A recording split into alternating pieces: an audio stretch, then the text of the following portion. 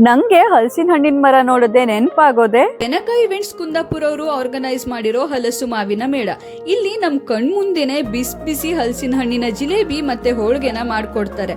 ಅಷ್ಟೇ ಅಲ್ಲದೆ ನೀವು ಜೀವನದಲ್ಲೇ ಯಾವತ್ತೂ ಟೇಸ್ಟೇ ಮಾಡಿರಲ್ಲ ಅಂತಹ ಹಲಸಿನ ಹಣ್ಣಿನ ವಿವಿಧ ಬಗೆಯ ತಿನಿಸುಗಳು ಕೂಡ ಸಿಗ್ತದೆ. ನೀವು ಹುಡುಕಿದ್ರೂ ಸಿಗದೆ ಇರೋ ತರ ಬೇರೆ ಬೇರೆ ಜಾತಿಯ ಹಲಸಿನ ಮತ್ತೆ ಮಾವಿನ ಹಣ್ಣನ್ನ ಕೂಡ ಟೇಸ್ಟ್ ಮಾಡಬಹುದು. ಹಲಸಿನ ಹಣ್ಣು ಮತ್ತೆ ಮಾವಿನ ಹಣ್ಣಿಂದ ಮಾಡಿದಂತಹ ಜಾಮ್, ಉಪ್ಪಿನಕಾಯಿ, ಹಪ್ಪಳ, ಐಸ್ ಕ್ರೀಮ್. ವಿಶೇಷ ಏನಂದ್ರೆ ಹಲಸಿನ ಬೀಜದಿಂದ ಮಾಡಿರುವಂತಹ ಬಿಸ್ಕೆಟ್. ಇದಂತೂ ನೀವು ಕೇಳಿರ್ಲಿಕ್ಕೂ ಇಲ್ಲ.